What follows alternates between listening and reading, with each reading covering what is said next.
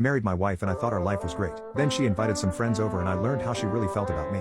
Last year I married my wife, and I thought everything was going well. I took her out on dates, had intimacy with her, nothing too crazy, just enough to keep us both satisfied, and tried to spoil her as much as I could with breakfasts, flowers, and anything else I could think of. She was the first person I'd ever been with and she told me I was her first as well. That made our bond special, and I eventually decided to put a ring on her finger. Fast forward to the other day when I realized things weren't as perfect as I thought they were. My wife had invited some of her girlfriends over for wine and gossip. I was the only man in the room, but I did my best to fit in. After a couple hours of drinking I pretended that I was getting too drunk and went to sleep. I wasn't having a bad time or anything. I was just uncomfortable being the only guy around for girl talk and wanted an excuse to let my wife socialize with her friends without me around. At some point during the night I woke up and went back downstairs for some water. My wife and her friends were still up, but by that point they were so wasted that they could barely sit up straight. While I grabbed a glass of water I realized that they were talking about me, and the things they were saying were less than flattering. One of her friends was going on about how I was weak, submissive and wasn't a man, and how she felt bad that my wife had to wear the pants in our relationship.